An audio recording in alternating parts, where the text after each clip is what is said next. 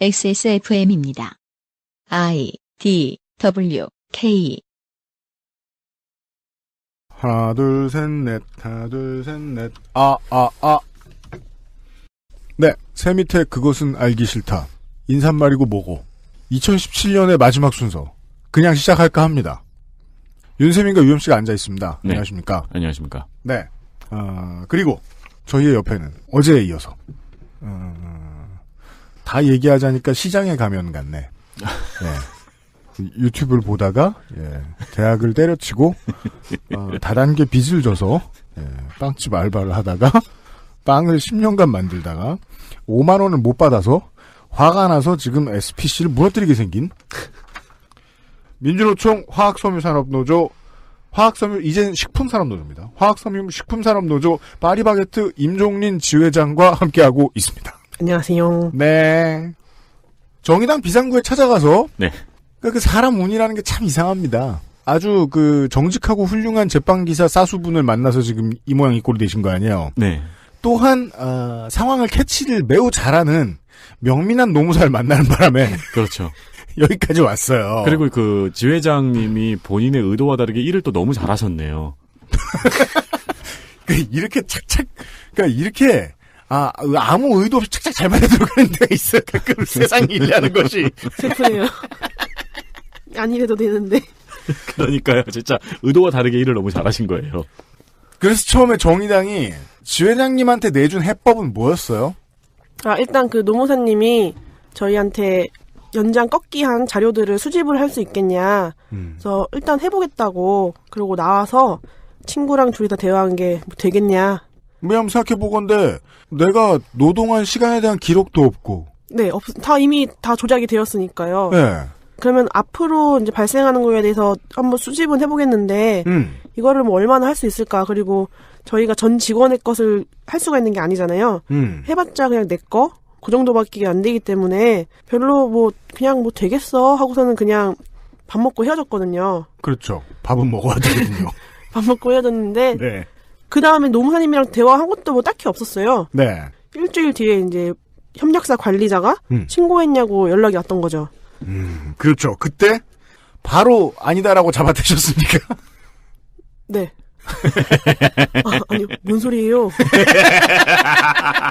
뭐야, 누가 신고했어요?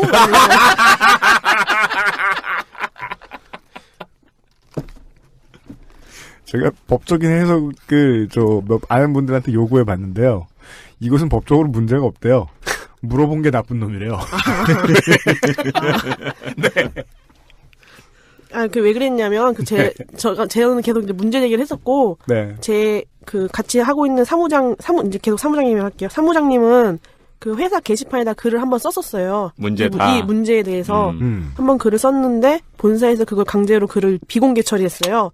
그 친구가 계속, 비공개해봐라. 나는 계속 올릴 테다. 그래서 계속 올렸단 말이에요. 화가 많이 났어요. 가끔 위대한 키워가 있죠. 이렇게. 친구는 저보다 더 순한데, 네. 그때는 정말 화가 많이 났어요. 화가 많이 나서 계속 올렸더니, 거기다가 이제 관리자가 댓글을 달아줬는데. 관리자 못 참아 관리자를 꿰어냈군요. 네. 이곳은 개인의 감정을 호소하는 곳이 아닙니다. 이렇게 한 거예요. 뭐 하는 곳이야? 전 이제 얘기할 수 있어요. 관리자가 실수했네. 네, 그러네요. 크게 헛발질했네. 네. 네. 관리자가 지 감정을 드러냈잖아, 거기서.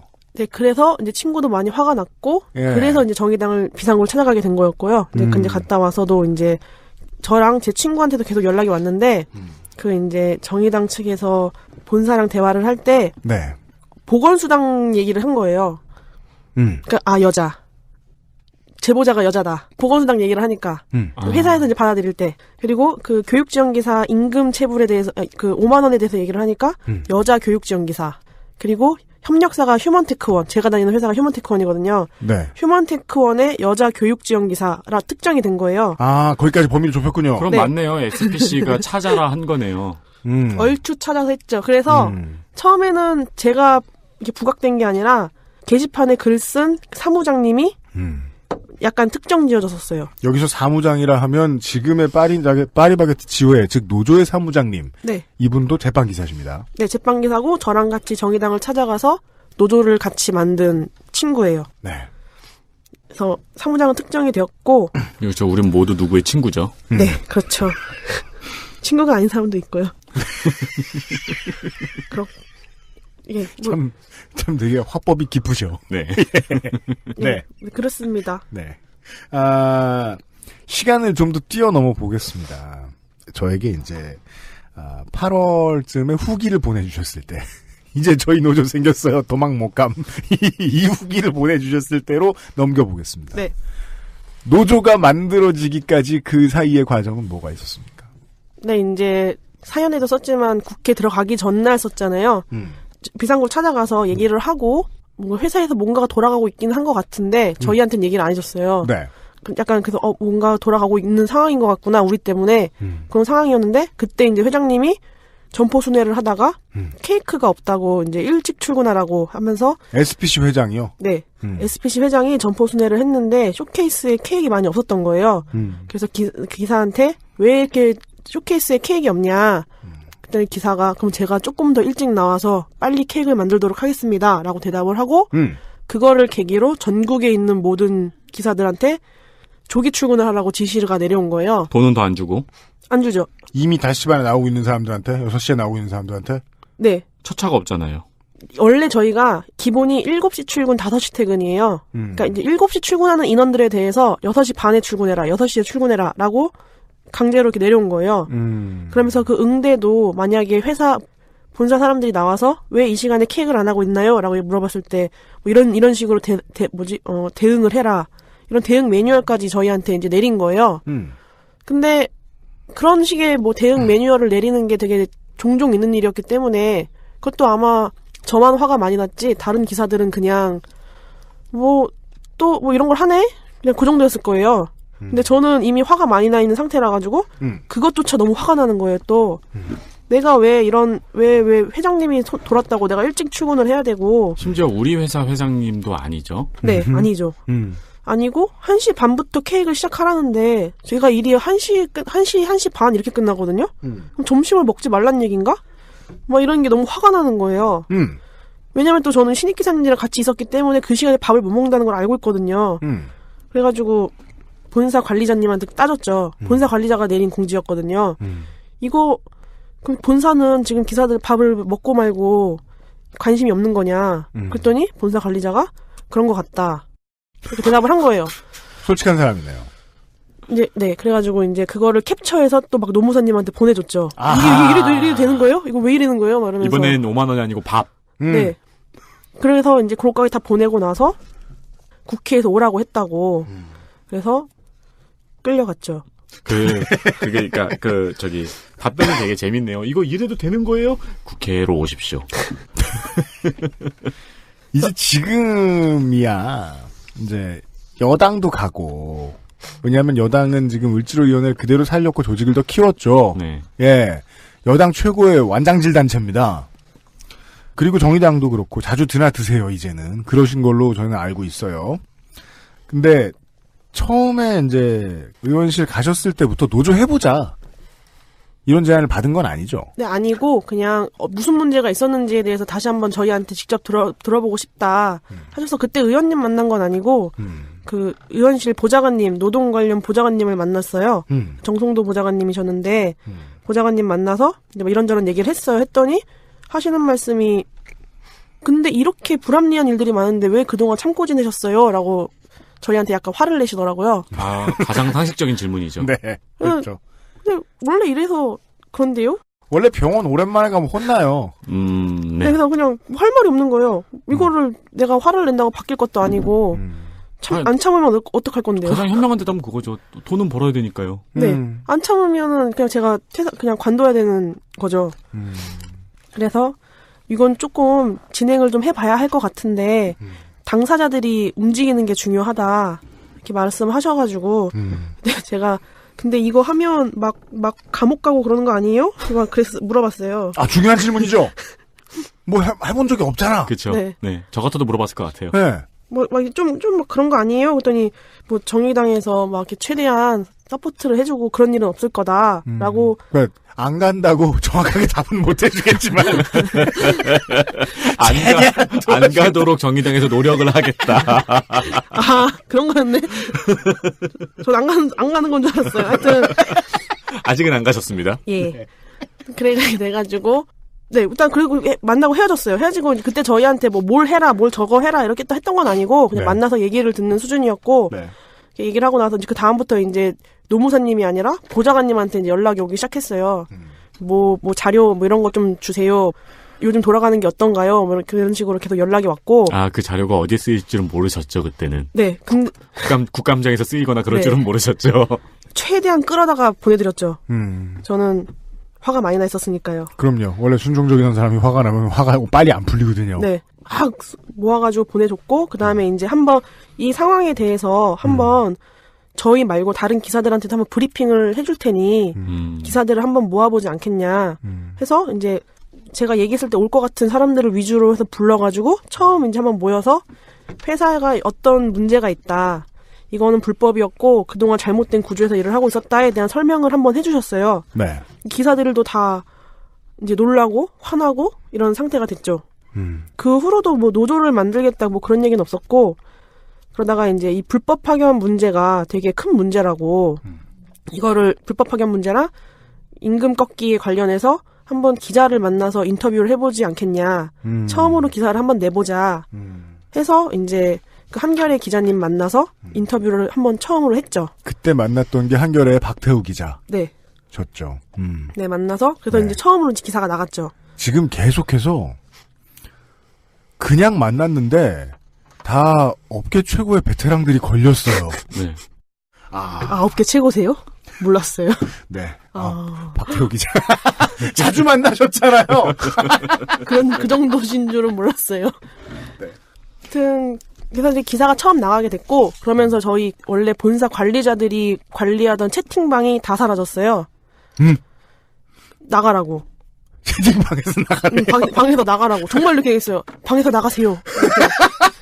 또 그게 예의를 차렸어.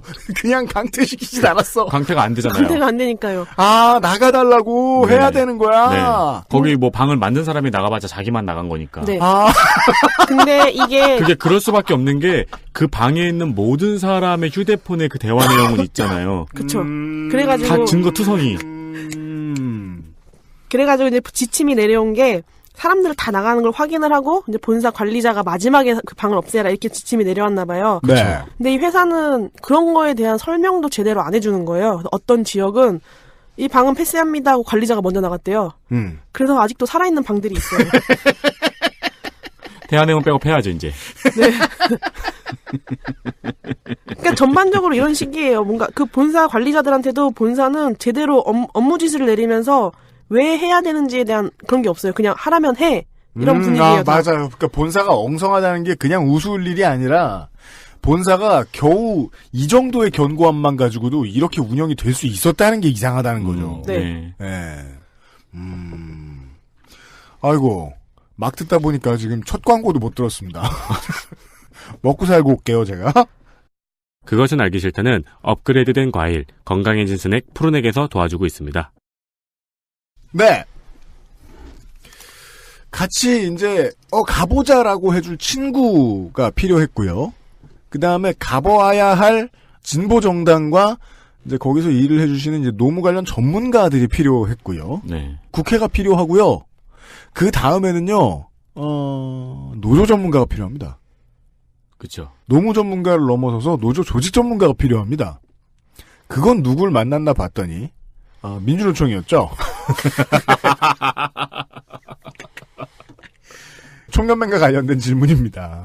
처음에 이제 제가 그 오프닝 전에 말씀을 드렸습니다만은 이것은 이제 임종윤 지회장 개인의 이야기 혹은 SPC 파리바게트의 이야기 혹은 파견업체의 이야기로 국한될 수도 있습니다만은 이 이야기가 올해의 마지막 그것은 알기 싫다인 이유는 우리 모두가 지금 임종린 지회장이 말씀해 주신 대로 듣고 따라하면 되기 때문입니다. 비상구를 하면 되는 건가요? DIY, 비상구 안 가도 돼요. 이제 비상구가 그걸로 장사한다는 거 알았으니까 따라쟁이들 생겨요. 노총 얘기를 좀 해보죠.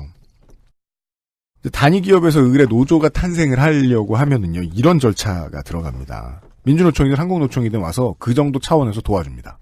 어느 정도 차원이요? 간사급을 파견을 해줍니다. 네. 노무사도 파견해줘요. 네. 왜냐하면 그냥 계속 같은 노동만 하고 있던 기술자가 갑자기 우리 노조 할래 하고서 사측을 만나서 말 못합니다. 그럼요. 아무 말도 못합니다. 그래서 산별 노조의 전문가들이 필요합니다. 네. 그 사람들을 보내요. 모임하고 조직을 도와주고요. 행정 업무를 도와줍니다. 왜냐하면 노조는 큰 조직이니까 행정 업무가 필요해요. 아니 그 작은 넥센 히어로즈 동호회도 운영진이 할 일이 얼마나 많은데요. 아 그리고 이제 싸움이라는 건 행정 업무잖아요. 예. 출발을 하나부터 열까지 잘 도와줍니다. 노총은 그걸로 조합비를 모아서 또 다른 노조를 만들어주고 그런 일을 하는 곳이거든요. 그리고 시민단체가 같이 집회도 해주고 이게 부당한 인권 탄압이라고 생각하면 박래곤 소장 같은 사람이 그 못생긴 신발을 신고 나가서 같이 덜덜 떨어주고 해줍니다. 네. 그리고 이제 직원들을 설득해줍니다. 안 하겠다 이게 뭐냐 하는 사람들을 설득하는 네고시에이션의 방법이 있습니다. 그래서 가입시키고 차도 마시고 술도 마시고 하는 과정이 필요합니다. 여기엔 전문가가 많이 들어갑니다. 여기까지가 촛불 하나가 켜지는 과정이잖아요. 파리바게트 노조는 그냥 어떤 자연인이 만들었습니다. 산별 노조는, 민주노총은, 화섬노조는 어떤 반응을 보였습니까? 어떻게 만나게 되셨고? 일단 저희가 찾아간 건 아닌 건 맞긴 한데, 이제 정의당 정성도 보좌관님이 연결을 시켜주셨어요. 그래서 만나서, 그 만난 자리에서 노조를 만들었어요. 만난 자리에서 노조를 만들었다? 네. 화섬산업노조 아주 큽니다. 그 중에 식품산업도 들어있거든요? 근데 식품산업업체들, 오비맥주, 해태제과, 하겐다즈 이런 데들이에요. 엄청 동서식품 큰 업체들로 가득합니다. 거들떠도 안 볼 줄 알 수 있거든요. 여기는 정의당과 연결되었다. 정의당 쪽에서 연결해 주셨다. 네, 정의당이랑 정의당에서 연결을 해주셨고 이제 들어보시고는 이거는 정규직화를 시켜야겠다. 이게 뭔가 되게 큰 일이다. 이렇게 판단을 하셨던 것 같더라고요. 그러면서 이제 제가 막 엄청 이렇게 한 건 아니고, 저도 도움을 좀 많이 받긴 받았어요. 그래서, 제가 아직 어떤 그런 노무적인 문제나 이런 거에 대해서 교육할 역량은 안 되거든요. 네. 우리한테 이런 문제가 있어요. 그러니까 우리가 한번 바꿔봐요. 이 정도는 제가 기사들을 만나서 설득하고, 이렇게 얘기를 하고 할 정도는 되는데, 네. 그 외에 우리한테 이런 법적인 문제가 있었고, 그리고 이런 법적인 문제를 어떻게 해결해 나갈 것이다에 대한 거는 저는 아직까지 이제 공부를 해야 되는 상태거든요. 근데 그런 부분에 대해서 이제 화섬노조에서 다 도와주시긴 하셨죠. 화섬노조에서 구체적으로 어떤 것들이 많이 도움됐습니까? 일단 고용노동부랑 대화를 하는 과정들 그런 것들 다 이제 화섬노조에서 해주셨고. 그죠. 고용노동부는 그냥 피고용인 한 사람이 가면 주죠. 네. 그 사무장님이. 네. 저희가 그 비상구 찾아가기 전에 고용노동부에 한번 연락을 했어요. 네. 했을 때, 그런 문제가 있군요. 협력사랑 잘 대화를 해보세요. 이러셨어요. 그러니까 저희가 이제 찾아갔을 때는 해결이 안 된 거죠. 그렇죠. 협력사랑 잘 얘기를 해보세요는 나한테 다시 전화하지 마. 그쵸. 맞아요. 제가 화섬노조에 대해서 왜 여쭤보냐면 이제 이런 일 때문입니다. 2017년 11월 2일에 오마이뉴스 이재준 기자의 기사입니다. 제목이 이렇습니다. 민주노총 화학섬유노조. 저도 평생 화섬노조로 부르던 곳입니다. 네. 제목이에요. 민주노총 화학섬유노조. 화학섬유 식품노조로 명칭 변경 결정. 11월 1일 대의원 회의에서 결정하고 내년 1월 1일부터 사용 키로. 별거 아닌 것 같잖아요? 근데 이런 얘기가 나와요. 네. 기사 중간에. 화학섬유노조 관계자는 최근 파리바게뜨를 조직하면서 화학섬유와 파리바게뜨가 잘 연결이 안 된다는 얘기를 들었다. 식품업종이 잘 표현될 수 있도록 명칭을 개정했다라는 얘기를 했대요. 네, 원래 식품이 들어가긴 했었는데 화학섬유노조라고만 했죠. 그래서 원래 이게 제가 듣기로는 이제 그 옷 같은 계열? 그런. 맞아요. 네, 네. 그쪽으로 해가지고 처음에 이제 만들어진 노조였는데 그게 이제 공장들이 다 해외로 빠지고 이러면서 섬유 쪽이 많이 없어졌다고 하시더라고요. 그래서 이제 식품 쪽이 많이 들어왔는데 이게 화학 섬유라고만 하면 식품으로 연결이 안 되는 거예요. 저희도 처음에 노조를 만들었을 때 기사들한테 화학 섬유 산업 노조에 파리바게뜨 지회가 생겼다 말을 하면 진짜 좀 이렇게 따지고 드시는 분들은 분가가 맞지 않잖아요. 노조 잘못 만드셨어요. 이런 식으로 따지시는 분들도 계셨어요. 그러면 이제 저희가 이제 따로 설명을 해야 되죠. 이 안에 뭐도 있고 뭐도 있고 뭐도 있어요. 이렇게 설명을 하면 납득은 하는데 지금도 많이 물어보세요. 화학섬유 왜 근데 파리바게트가 왜 화학섬유야? 이러면서. 제가 궁금했던 점이 그 부분이에요. 이미 해태제가도 있고 동서식품도 있는데 그때까지는 이름 이렇게 안 바꾸다가 파리바게트 노조가 들어오니까 이름을 바꿨다고요. 네. 모르겠어요. 바꾸신대요. 바꿨대잖아요. 제가 가서 왜 바꾸세요? 이렇게 물어볼 짬은 아니잖아요. 잘못했습니다. 자, 그리고 이것도 좀 묘했습니다. 단위 사업장. 네. 하나의 단위 면적의 부동산 안에 있는 단위 사업장. 우리가 전통적으로 알고 있는 하나의 큰 공장을 가지고 있는 사업장 있죠. 네. 이곳들은 노동자의 정규직의 임금 수준만 봐도 노조가 얼마나 강한지를 알 수 있어요. 그럼요. 단합이 잘 되니까요. 예. 그리고 가장 힘든 게 전국의 지점 다 가지고 있는 식음료 프랜차이즈예요. 맞습니다. 깨강정이거든요. 네. 조직이 안 되죠. 네. 그냥 툭 떨어뜨리면 와자작 깨져요. 근데 기사에 의하면 조합을 만들고 첫 주에 200명이 가입했습니다. 다 제빵기사시죠? 네, 전부 제빵기사예요. 너무 빠른 속도예요. 어떻게 이렇게 될 수 있었습니까? 그렇죠. 저도 좀 깜짝 놀랐어요. 왜냐하면 저희한테 이제 처음에 노조가 만들어지고 이제 전국적으로 저희는 산별 노조이기 때문에 전국적으로 다 이제 가입 대상자들이기 때문에 연락을 해야 되는데 저는 인천에만 10년 동안 일을 했거든요. 그렇잖아요. 그래서 당장 서울 쪽 기사랑 연결을 해봐라 해도 아는 기사가 거의 없거든요. 그러니까 연락할 방법이 없는 거예요. 그래서 일단 저는 이제 뭐 서울 쪽에 아는 기사 있는 사람 있어요? 하면은 이제 그 사람 통해서 막 2달이 3달이 걸쳐서 다 타 지역에 한번 연락을 해보고 이런 식으로 했는데 엄청 어려운 일인데요. 그렇게만 들으면. 노조를 만들고 나서 노조원을 늘리는 거는 지회장의 업무인가요?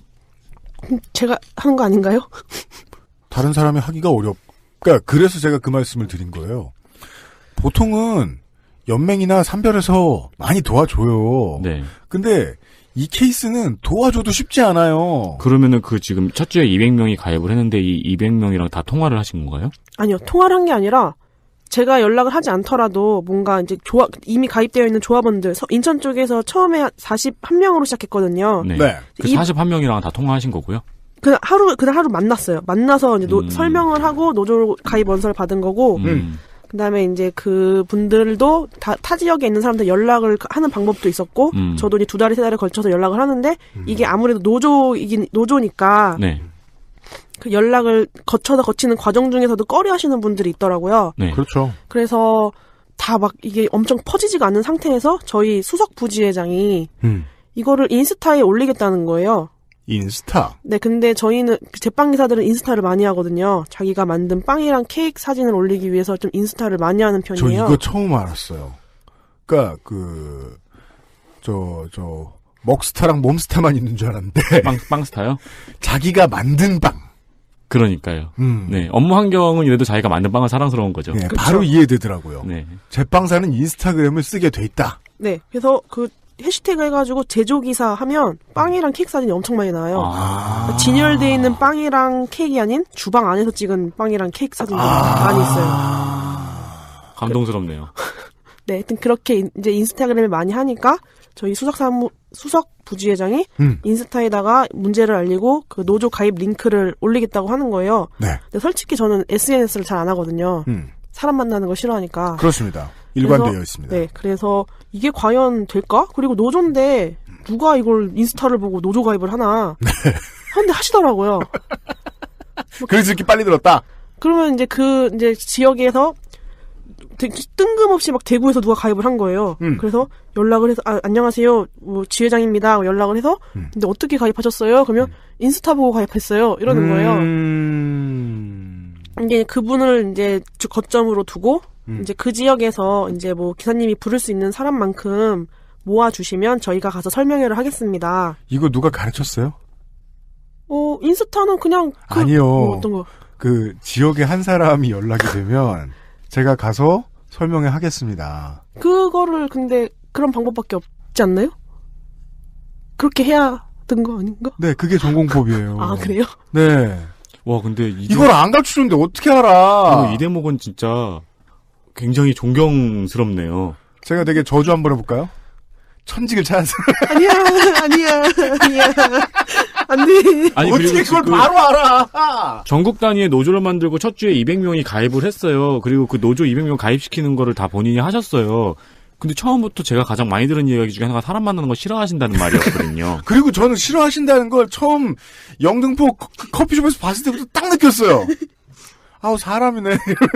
저 다가갈수록, 사람이 다가오네. 이런 오라 팍팍 나신다고. 근데 다 하셨다. 아니, 와, 깜짝 놀랐어요, 지금. 그래서 대구에서도 설명하시고 그러셨어요? 다른 도시에. 네, 이제 각 지역마다 그런 식으로 한두 명씩 가입하시는 분들이 있어서, 그런 분들 위주로 모아서 이제 교육을 해서 뭐 가입도 하시고, 또 이제, 네, 그렇게 했죠. 그래서 각 지역에서 일단 설명회를 하기는 했어요.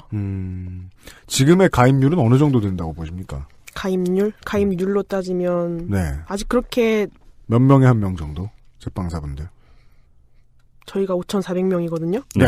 수학을 못해서 5,400명 중에 800명이면 몇 비율이 어떻게 되는 거예요? 엄청 높네요. 벌써 15%를 했어요. 계산 되게 빠르시네요.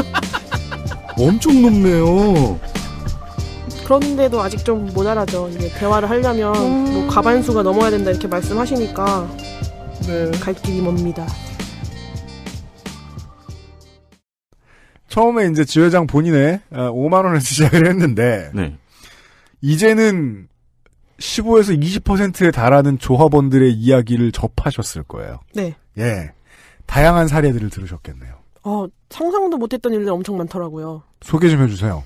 일단 저는 10년 동안 다녔던 이유, 제가 생각했을 때 내가 10년을 어떻게 다닐 수 있었을까 생각을 한 게 크게 아파본 적도 없고 산재 같은 뭐가 크게 다쳐본 적도 없고 뭐 그런 금강불귀 네. 예. 그런 걸 겪어본 적이 한 번도 없었단 말이에요. 예. 그런데 만나서 이제 기사들한테 막 제보도 받고 막 하다 보니까 별의별 게 다 있더라고요. 일단 저희들이 그 휴무가 아까도 말씀드렸지만 뭐 인력이 너무 부족할 때는 3, 4회밖에 못 쉰다고 그랬잖아요. 근데 이렇게 어차피 지금도 6회가 못 가고 있는 상태에서 누군가가 다쳤다. 그러면 이 사람을 대체할 인원이 없단 말이에요. 근데 이 사람은 그러면 어쨌든 간에 쉬어야 되는데 이 사람이 본인도 아는 거예요. 내가 쉬면 기사들 휴무가 더 줄어들겠구나. 그러면은 아파도 울면서 출근을 하는 거예요. 뭐 그런 문제도 있었고 다리가 다쳐서 기부스를 했는데 한 이틀 쉬고 나오라고 그랬대요. 깁스를 했는데요? 네. 그래서 기부스를 하고 저희는 계속 서서 일하거든요. 앉을 수 있는 공간이 없어요. 제빵사는 서 있고 그 짧은 동선을 빠르게 되게 많이 움직이잖아요. 네. 근데 어쨌든 간에 양다리를 기부스한 게 아니니까 한 다리로 짚고 설 수가 있잖아요. 그러면 한 다리만 짚고 서가지고 일을 해야 되는 거예요. 근데 물론 이건 절대 못합니다. 저는 모르겠어요. 저는 그래도 쉴래요라고 할 수도 기사 스스로도 할 수가 없는 게 내가 안 나가면 기사들이 못 쉰다는 걸 아니까. 그러면 어쩔 수 없이 출근을 하는 거예요. 그래서 저희 수석 부지회장님이 그 우스갯소리로 하는 게 네. 정말 쉬고 싶으면은 손이 잘려야 된다고. 그러면 쉴 수 있다고. 웃으라고 말씀드렸는데 저희는 웃는데.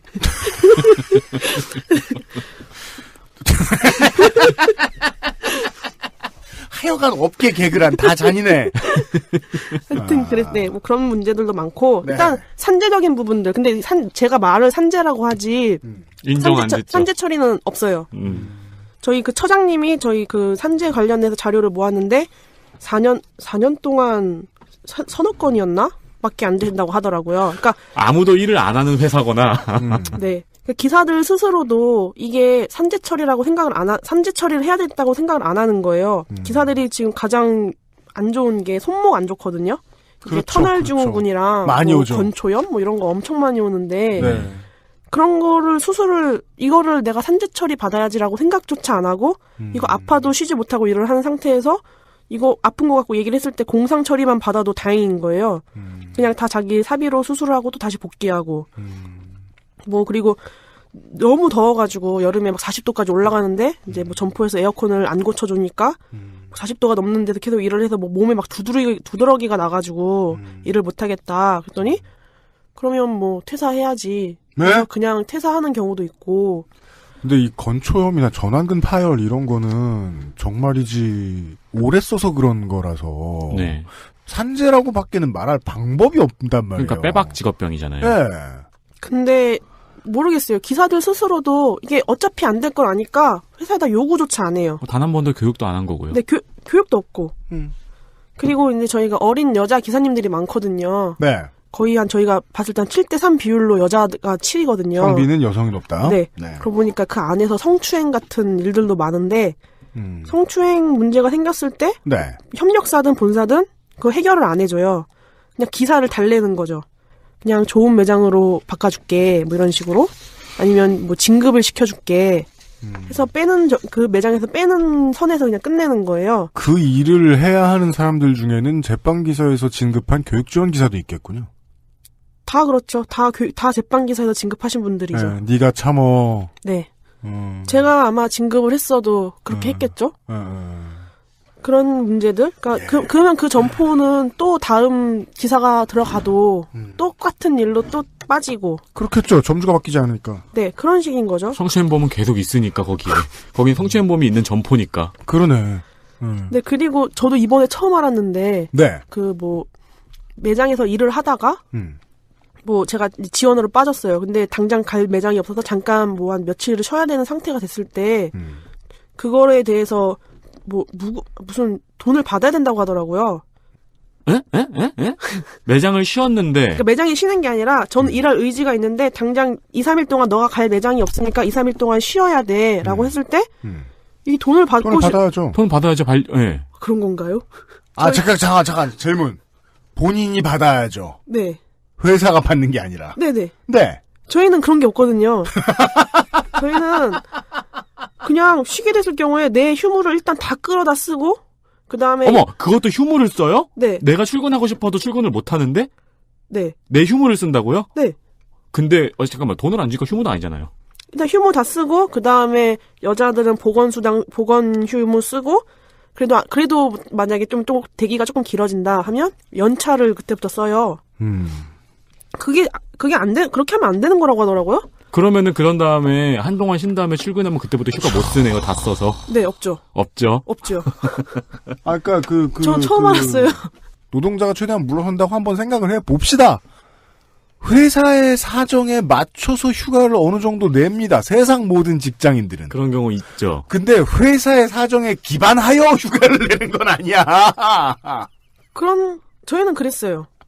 그 규칙이라면은 지금 임용돼가지고 대기 발령받고 계신 분들 있잖아요. 평생 못 쉬어요. 그러니까 지금 우리가 지난번 국감 때 김상조 공정거래위원장의 눈빛에 대한 이야기를 했잖아요. 네. 되게 침을 흘리는. 오호라. SPC는 큰일 났네요. 진짜 큰일 났네요. 기사가 진짜 세 발의 피였네요. 언론에 나온 사실들이. 왜냐하면 제가 대표로 얘기를 했는데 저는 이런 걸 많이 안 겪어본 거예요. 그래서 10년을 다닌 거예요. 왜냐면 금강불교시니까. 네. 근데 그렇지 않은 분들이 너무 많았던 거예요. 그러니까 저는 이런 부분에 대해서 한 번도 문제를 생각을 해본 적이 없었는데 이번에 하면서 이제 알게 된 것들이에요. 그리고 이제 저희가 서울이나 경기도 지역은 점포가 되게 많아요. 네. 점포가 3,200개인가 있는데 그중에 2,000개가 서울이랑 경기도에 몰려 있대요. 네, 그렇죠. 그럼 지방으로 내려가면 점포가 되게 엄청 띄엄띄엄 있단 말이에요. 네. 출장을 다니는데 그 출장이 한 300km? 막 다니신대요. 여기서 출장이란 어떤 성격의 업무입니까? 지원기사가 지원을 가는데 지원기사가 메인 기사들 만나러 가는데 그 메인 기사 쉬는 걸 대체 근무를 해주러 가는데 타 지역으로 넘어가는 거예요. 경인 지역에서는 버스 타고 가면 되는데 네. 거기서 어떻게 해? 근데 그러면 출장비가 나온다고 하는데 출장비에 대한 교육 같은 것도 제대로 안 해주고 그 출장비 계산을 또 기사 보고 직접 하라고 한대요. 그래가지고 그럼 뭐 어떻게 해야 돼요? 하여튼 근데 양식이 있대요. 그래가지고 그 양식에 출장비를 해가지고 한번 이렇게 다 올렸는데 어느 날 갑자기 연락 와서 감사가 왔는데 너네가 그동안 출장비를 과하게 지급받았대. 그러면서 받았대 하면서 또 돈을 또 다 소급해 갔대요. 무슨 소리야? 그러면은 받았대라고 말하면은 소명서하고 자료를 제출하래가 다음이지. 돈을 그냥 가져가. 그건 그냥 근데 그렇게만 말하고 끝내면 그건 돈을 좀 가져갔어 너의. 이거 그냥 전화 끊는 거지 그거죠. 그건. 근데 아까 말씀하신 것처럼 제가 어떤 출장비를 얼만큼 언제 많이 지급받았다는 겁니까라고 물어볼 데가 없는 거군요. 없어요. 없고 저희는 증거 자료 같은 것도 받아볼 수가 없고 그러니까 제가 5만 원 뜯기는 거랑 똑같아요. 그렇대 하면서 다음 월급에서 빼갈게 했는데 이 금액이 너무 큰 거예요. 막 적게는 60만 원에서 많게는 100만 원이 넘어가는데 월급을 안 준 거네요. 네, 그래가지고 이게 생활이 돼. 그럼 다음 달에 생활이 돼요? 그랬더니 금액이 너무 많은 사람들은 몇 달에 걸쳐서 돈을 빼갔대요. 이거 은수미 차용인이 몇 번을 했던 얘기 아니에요. 임금이 곧 수익이다. 기업에게 있어서. 이분들을 만나서 제가 얘기를 들은 다음에 근데 왜 화를 안 내세요? 전 지금 5만 원 갖고도 이 난리를 치고 있는데 어떻게 60만 원, 100만 원을 뜯기고 가만히 계세요? 그랬더니 그 말해도 해결이 안 되고 여기서 좀 크게 크게 막 내가 이거 왜 내야 돼? 막 난리쳤던 분은 쟤는 맨날 저렇게 난리치는 애. 찍히고. 네, 찍히고. 그러고 많은 거예요. 이 사례들은 지금 정도까지 말씀해 주신 것만 모아놓고 봐도 단 한 가지로 기결됩니다. 세 발의 피인 것 같다. 네. 이 정도는. 네. 무궁무진하겠구나. 네, 저희 사례 받아보면 진짜 장난 아니에요. 알겠습니다. 아직 저희가 질문할 것도 많이 남아있습니다. 광고도 많이 남았고. 네. 배부르네요. 마지막 회인데 내용이 많아요. 민주노총 화학섬유식품노조 산하 파리바게트지회 임종린 지회장과 함께하고 있습니다. 마지막을요. 올해의 마지막을요. 그러니까 그 지회장님의 커리어의 마지막이 아니라. 그래도 괜찮은데. 왜냐면 이제 못 관두잖아. 지대 망했잖아. 망했어요. 예, 노조 지회장의 가장 슬픈 운명이죠. 가장 회사를 못 관둬. 가장 슬픈 게 뭐냐면은 네. 노조 만들었어요. 도망 못 감이라고 후기 보내신 거 있잖아요. 네. 여기에 키읔이 113개가 있어요. 이건 승화하거든요. 그렇죠. 승화죠. 나빌레신 중이에요. 네.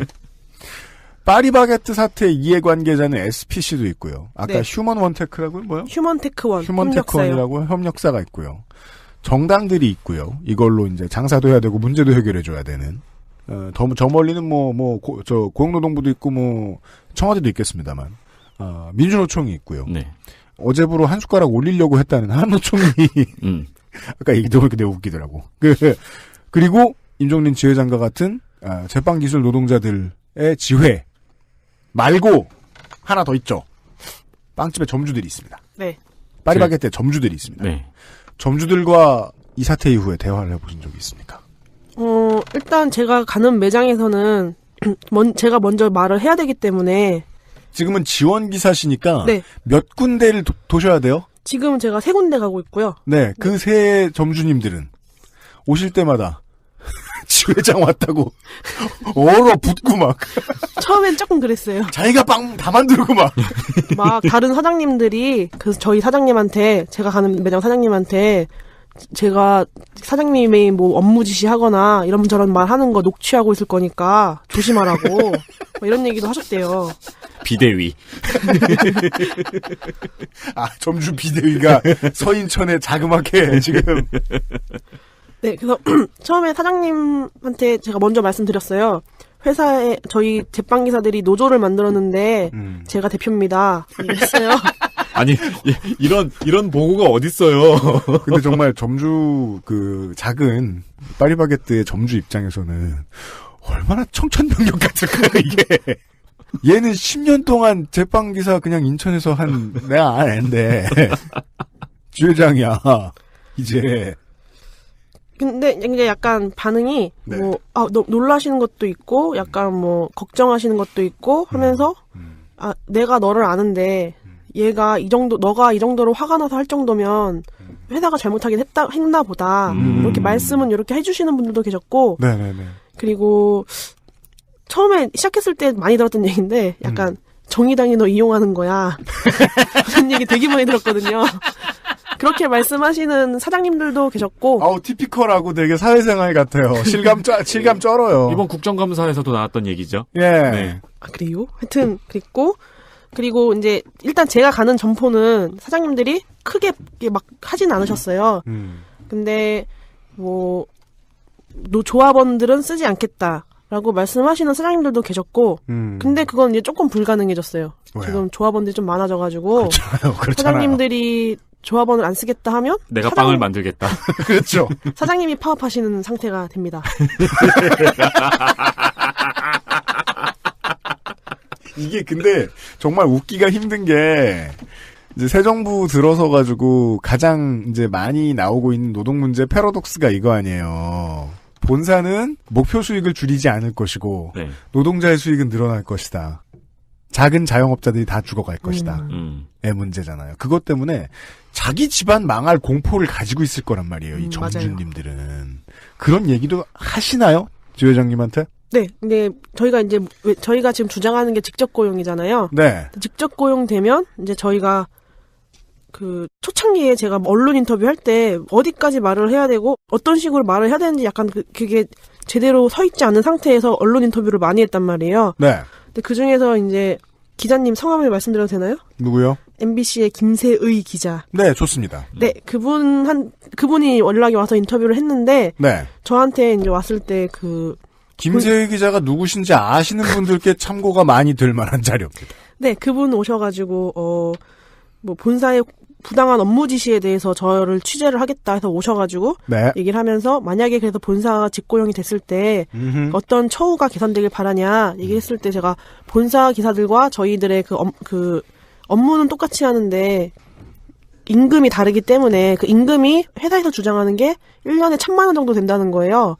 차이가? 네. 그 부분에 대해서 제가 설명을 했어요. 임금적인 부분에서 좀 개선됐으면 좋겠다. 얘기를 했더니 딱 그것만 나간 거예요. 그리고 헤드라인이 그거였어요.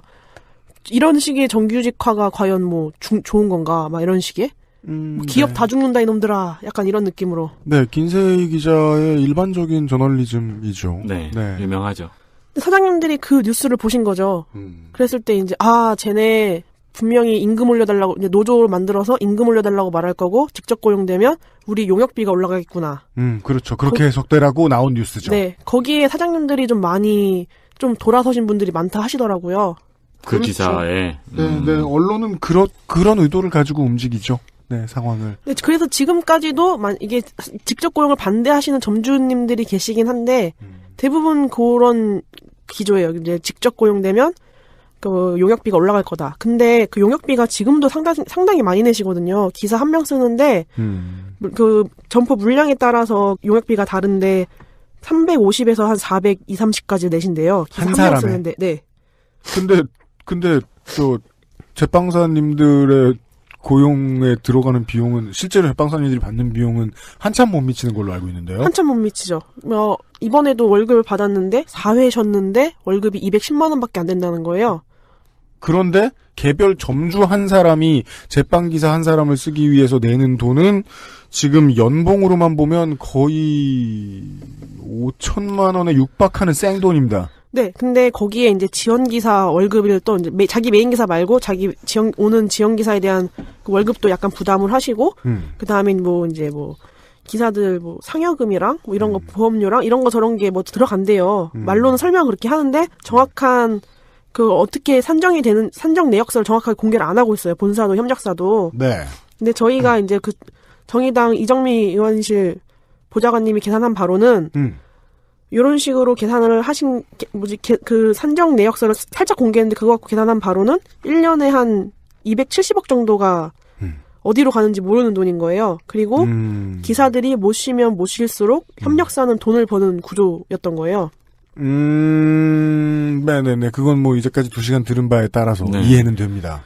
왜냐하면 꺾었으니까요. 꺾기도 꺾었고 인력이 지원기사가 휴무가 3, 4일밖에 안 간다는 거는 지원기사가 그만큼 가는 매장이 많다는 거잖아요. 원래 지원기사 한 명당 3개의 점포가 가는 기준으로 산정이 되어 있는데 휴무가 3, 4일밖에 안 되면 지원기사는 벌써 대여섯 군데를 가는 거죠. 그렇죠. 사장님들은 우리 점포의 지원기사가 한 달에 7번은 온다는 기준으로 돈을 내고 계시는 거예요.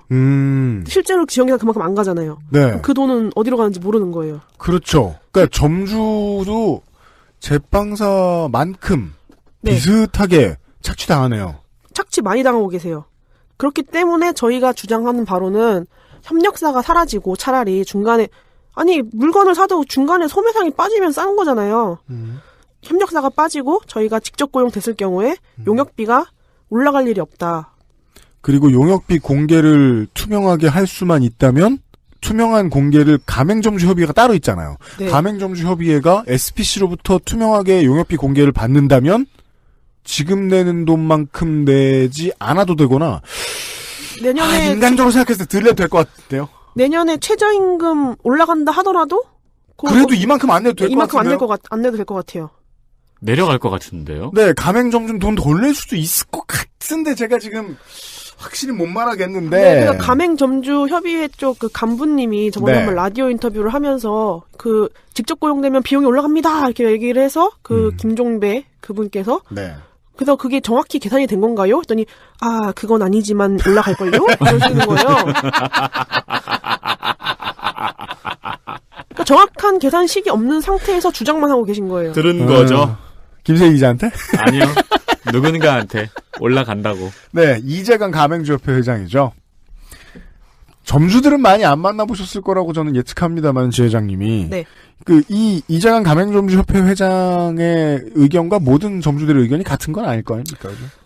일단 제가 알기로는 이 뭐 합자회사에 뭐 가겠다, 뭐 합자회사가 정답이다 이런 식으로 얘기를 하셨을 때 뭔가 가맹점주 협의 내에서 어떤 협의가 끝난 다음에 나온 게 아니라 간부들이 먼저 지른 다음에 이렇게 갈 겁니다라고 해서 그 안에서 반발이 좀 있었던 걸로 알고 있어요.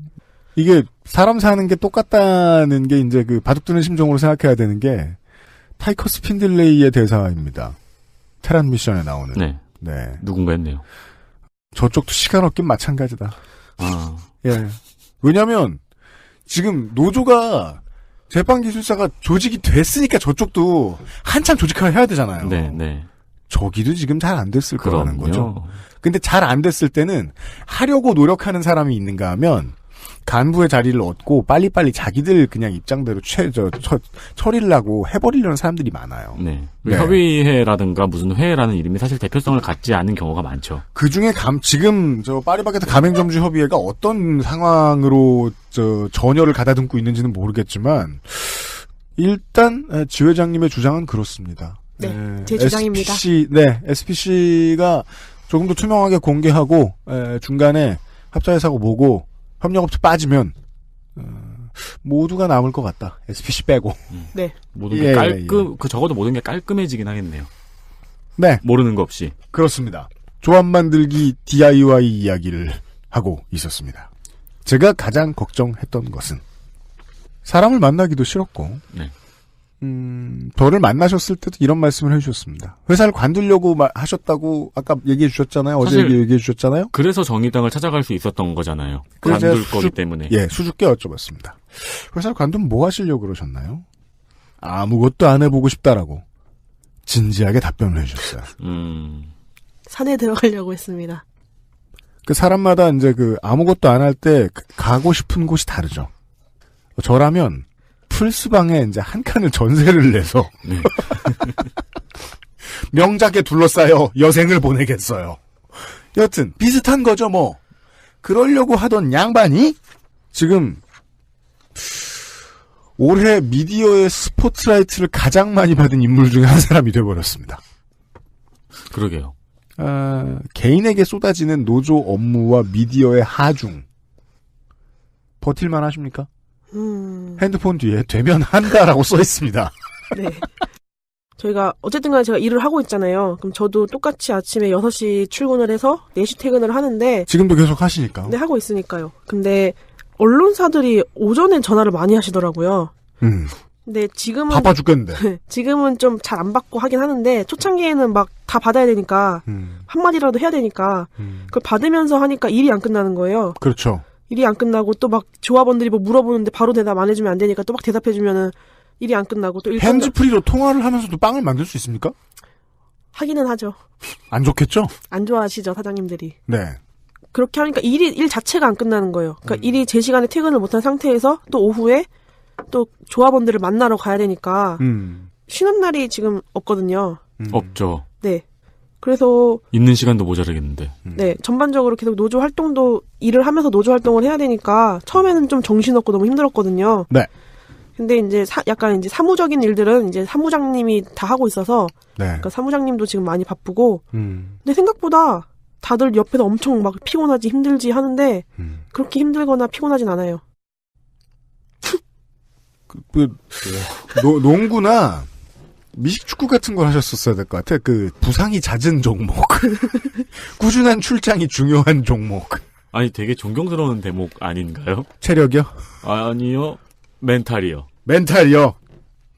근데 저는 아직 왜 저러시는지 이해를 할 수가 없어서 어딜 존경해야 될지도 모르겠어요. 왜 버티고 계시는 건지. 근데 이게 지금. 네. 어쨌든 간에 제가 조합 800명을 책임을 져야 되고. 그리고 이 800명 외에도 어쨌든 간에 휘저어놨잖아요. 이 휘졌다는 말은. 좀 그런가요? 아니요. 말콤 엑스라든가, 하고 싶은 일이 있으면 세상을 일단 흔들어 놔라. 예. 말을 듣게. 지금 우리가 그런 분의 프리퀄을 앉혀놓고 방송을 하고 있는지도 모르겠습니다. 네. 그 정도는 아닙니다. 내후년에 어떻게 돼 있나 봅시다. 네. 그러니까 위인전이 나오실 분들과 함께. 아무튼 휘저어놨어요. 그러니까 책임은 져야죠. 어떻게든 해결을 보고 기사님들이 좀 많이 지금 불안해 하거든요. 저는 불안해할 이유가 없다. 왜냐면 지금 현장에 어쨌든 간에 일은 어떻게 진행은 되겠지만 어떤 방향으로든 진행은 되겠지만 현장에서 저는 가장 중요한 게 제빵기사라고 생각하거든요. 전부터 그렇게 생각해 왔기 때문에 네. 고용 불안에 대해서 되게 많이들 지금 기사님들이 걱정하시는데 전혀 그럴 필요가 없다. 배에 힘줘라. 네. 우리가 없으면 파리바게트는 존재를 못하는 거예요. 그렇기 때문에 스스로 자부심 가지고 나는 대체될 수 없는 인력이다. 생각하시고 근무를 하셨으면 좋겠어요. 미래의 청사진. 너희 없어도 제빵사 많아. 라면서 다른 사람을 다 고용해버린다. 네. 그러면은 그 사람들도 다 포섭해버리겠다. 하면 되죠, 뭐. 와. 왜냐면 되니까. 되니까 하는 거죠. 그 사람들한테 뭐 또 처우가 엄청 좋겠어요.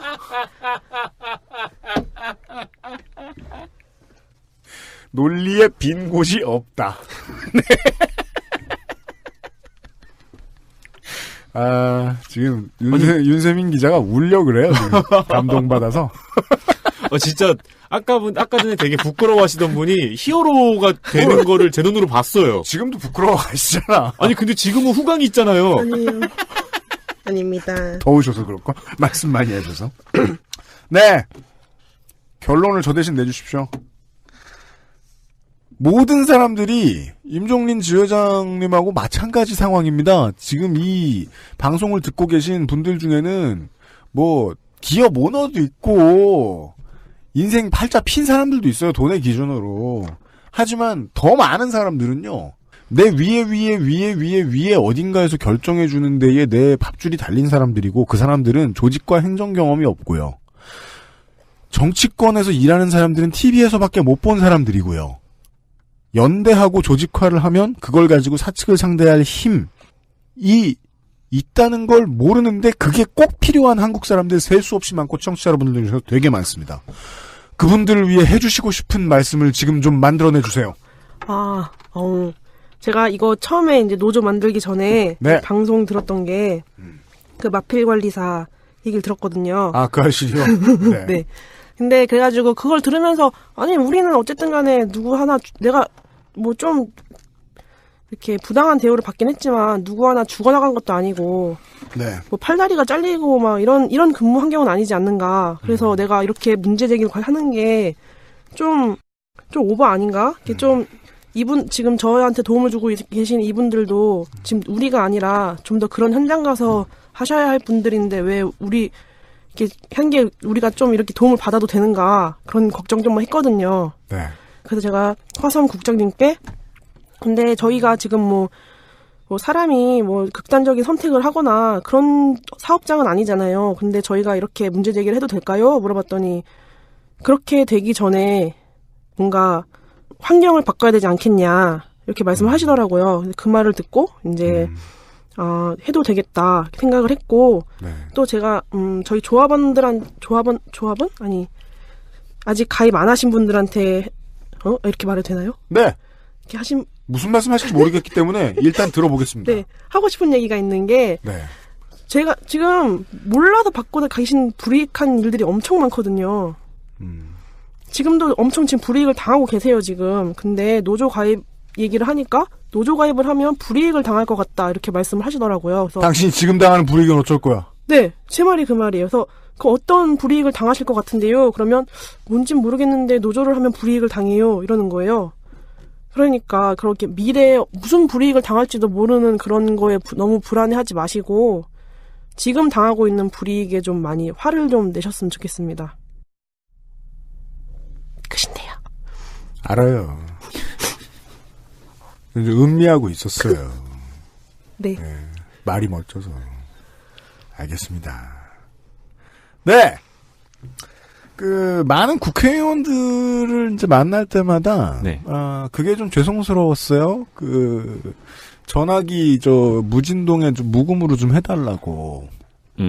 전화 많이 오거든요. 네, 의원님들은 뭐, 보좌관님이 또 녹음하는 와중에도 바쁘죠. 네, 오문 받으라고도 제가 가끔 하고. 네. 그런데, 전화 덮어놓게 한 게 지금, 가장 미안한 게스트였습니다. 아니에요. 세상 그 누구보다도 요즘 많은 전화를 받고 앉았는. 그 방금 하신 말씀 중에 그 말 되게 인상 깊었어요. 우리는 누가 죽어나가는 사업장도 아닌데, 근데 우리나라 사업장에서 입버릇처럼 하는 말이잖아요. 누가 하나 죽어야지. 이거 누가 하나 죽어야지 바뀌어. 이런 말들 있잖아요. 네. 안 죽어나가도 바뀌네요. 네. 지구상의 청취자 여러분, 지금 당하는 불이익이 있으면 누구 죽기 전에 한번 바꿔보는 것도 괜찮겠습니다. 네. 네. 그러다가 안 되면요, 산에 잠깐 들어가서 와이파이가 잘 터지는 곳에서 혹은 에그를 지참하고 네. 산에 들어가서 쉬면서 다시 돌아옵시다. 예. 쉬었다가. 이런 얘기였습니다. 많은 노동운동 지도자의 가장 큰 문제는 직함이 길다는 것입니다. 그렇죠. 예. 이 긴 직함을 갖게 되신. 심지어 본인 때문에 안 그래도 이름이 긴 노조의 이름도 바꿔주신 민주노총 산하 화학섬유 산업식품노조 파리바게트 임종린 지회장이었습니다.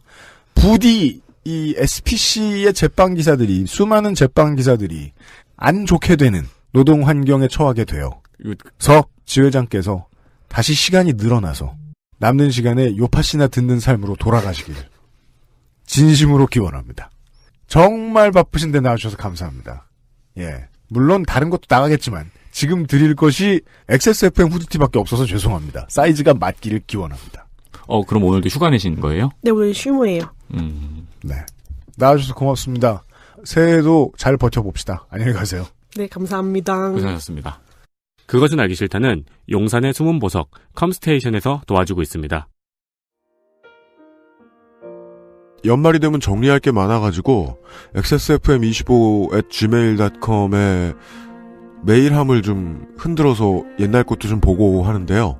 그러다가 지난 추석쯤에 청취자분의 인사말이 간단하게 적혀있는 편지 하나를 제가 읽지 않고 지나갔길래 지금 살짝 봤어요. 류동호 씨께서 보내주셨습니다. 안녕하세요. 그 알실 제작진 여러분. 저는 D일보 시절 1회부터 빠짐없이 애청하고 있는 30대 후반의 한국 직장인입니다. 열악한 환경 속에서도 우리 모두의 삶의 고민거리를 찾아 매주 방송으로 알려주신 데에 진심으로 감사드립니다. 덕분에 이 세상이 조금씩 나아지고 있다고 믿습니다. 연휴 동안에 건강 잘 챙기시고 앞으로도 계속 좋은 컨텐츠 부탁드립니다. 감사합니다. 감사합니다. 유동호 씨가 약간 오해를 하고 계신 것 같은데요. 세상을 조금씩 나아지게 하고 계신 분들이 있고요. 그분들의 얘기를 전달해드리는 역할을 저희가 하고 있을 따름입니다. 그럴 기회를 얻게 돼서 저희는 영광이죠. 그러면 그 기회를 준 사람은 누구냐? 너님이지요. 여러분도 건강을 잘 챙기십시오. 이번 주에요. 요즘은 팟캐스트 시대 공개방송 대전은 팟캐스트 시대 12월에 요파시 그레이티스트 히츠 그리고 내일 정오에 업데이트되는 오디오북 소라소리 레이 브래드베리의 비명 지르는 여자 두 번째 시간으로 올해 XSFM의 컨텐츠 생산을 마감하겠습니다. 내년에도 여러분 손끝에 늘 붙어 있겠습니다. 유승균 PD였습니다. 내년에 뵙죠.